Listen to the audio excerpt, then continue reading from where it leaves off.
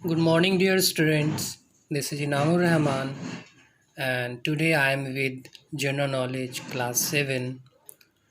Today we will continue from page number 36, and the title of this page is Parliaments of the World.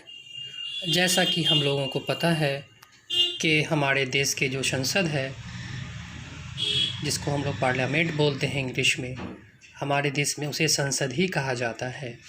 लेकिन अलग अलग देशों में अलग अलग नाम हैं उनके पार्लियामेंट्स के, दूसरे नामों से जाने जाते हैं।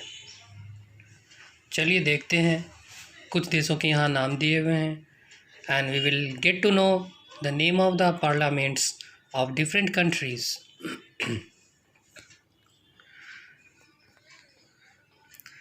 फर्स्ट,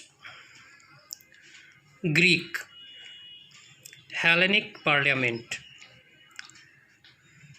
दूसरे नंबर पे है स्टॉर्टिंग, जो नॉर्वे की पार्लियामेंट है।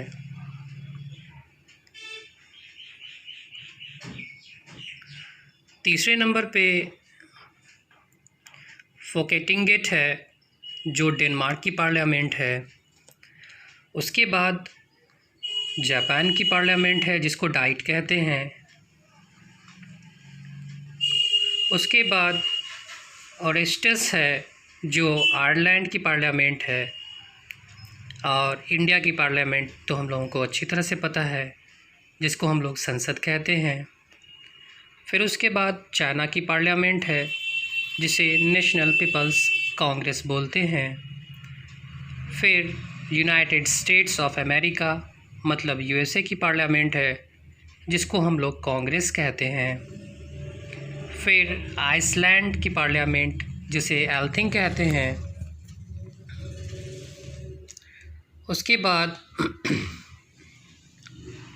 और सैग हंगरी की पार्लियामेंट है। उसके बाद एडुस्कुंटा फिनलैंड की पार्लियामेंट है। फिर उसके बाद बांग्लादेश की पार्लियामेंट है, जिसको जातीय संसद कहते हैं। तो बच्चों, ये सारे डिफरेंट पार्लियामेंट्स के नेम्स थे, जो दुनिया में अलग अलग कंट्रीज़ के देशों के संसद के नाम हैं। इनके अलावा भी बहुत नाम हैं अलग अलग देशों के, लेकिन मुख्य देशों के नाम इस पुस्तक में दिए गए थे, जो मैंने अभी आप लोगों को बताया है। अब हम लोग पेज नंबर 37 पे चलेंगे, और जिसका हेडिंग है counting on courage. Counting on courage का सबसे पहले मैं मतलब बता दूं आपको। काउंटिंग का मतलब तो होता है गिनती करना, लेकिन यहाँ पे इसका मतलब है विश्वास करना, मतलब अपने साहस पे विश्वास करना। दुनिया में कुछ ऐसे पर्सनालिटीज़, सेलिब्रिटीज़, जिनमें कुछ न कुछ कमियां रह गई थी, लेकिन उन्होंने साहस दिखाया, अपने साहस पे यकीन किया, भरोसा किया, और दुनिया में उन्होंने कामयाबी हासिल की। सबसे पहले नंबर पे बात हम लोग करें तो जिम एबॉट का नाम आता है। A former major league baseball pitcher, he played the game despite being born with a deformed right hand. He was honored as the United States flag bearer at the Pan America Games. बहुत बड़ी personality हैं ये, baseball के बहुत बड़े खिलाड़ी। बचपन से ही इनके राइट हैंड में प्रॉब्लम था, लेकिन इन्होंने इतना ज़्यादा सम्मान हासिल किया कि उनको यूनाइटेड स्टेट्स फ्लैग बियरर का सम्मान दिया गया पैन अमेरिकन गेम्स में। इतना बड़ा स्थान इन्होंने हासिल किया अपने जीवन में। दूसरे नंबर पे Wilma Rudolph, paralysed with polio when she was a child, she proved that one can overcome obstacles and succeed through courage and determination. Her 1960 Olympics performance that won her 3 gold medals remains a standout performance in the history of the Olympics. बहुत बड़ी personality, polio से paralysed बचपन में ही, लेकिन इन सारी मुसीबतों, इन सारी कठिनाइयों से अपने आप को उभारा इन्होंने और अपने करेज और डिटर्मिनेशन के बल पे बहुत बड़ा स्थान स्थापित किया, बहुत बड़ा स्थान लिया इन्होंने। 1960 ओलंपिक में ऐसा परफॉर्मेंस दिखाया उन्होंने कि 3 गोल्ड मेडल इन्होंने जीते और ओलंपिक की हिस्ट्री में इतिहास रच दिया इन्होंने अपने परफॉर्मेंस से। Wilma Rudolph. नंबर 3 पे Marla Runyan. Overcoming her loss of vision due to Stargardt disease, she represented the United States in the 1500-meter track event at the 2000 Olympics. She became the first legally blind athlete to compete in Olympics. Stargardt disease की वजह से अपनी आँखों की रोशनी खो देने के बाद भी इन्होंने 1500 मीटर का ट्रैक इवेंट पे ओलंपिक में जीत हासिल की और पहली अंधी महिला एथलीट ओलंपिक compete करने वाली बनी। बहुत बड़ा स्थान इन्होंने हासिल किया।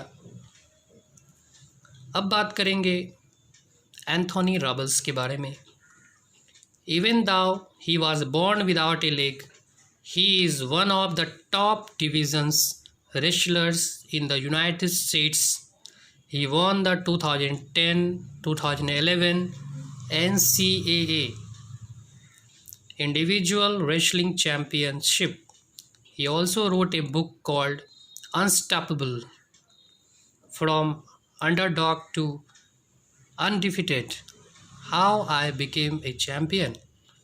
बहुत बड़ी पर्सनालिटी, बिना लेग के और यूनाइटेड स्टेट्स के टॉप डिवीज़न के रेसलर बने ये, जिनको कुश्ती लड़ने वाला कहते हैं हम लोग। 2010-2011 में कंटिन्यूसली इन्होंने जीता कप NCAA का और उन्होंने किताब भी लिखी अनस्टॉपेबल। नंबर 5 पे Arunima Sinha. A national level volleyball player, she was pushed out of a moving train in 2011 by thieves. 2011 में चोरों के द्वारा इनको ट्रेन से धक्का दे दिया गया था। उसके बाद इन्होंने अपनी पैर गंवा दी, घुटने से नीचे इनका पैर काट दिया गया था, लेकिन फिर भी इन्होंने माउंट एवरेस्ट क्लाइंब करके दिखा दिया। बहुत बड़ा काम किया इन्होंने अरुणिमा सिन्हा ने अपनी साहस, अपनी डिटर्मिनेशन के बदौलत। के Jenitha एंटो। Her right hand and lower limbs are paralyzed due to polio, making it impossible for her to stand or walk.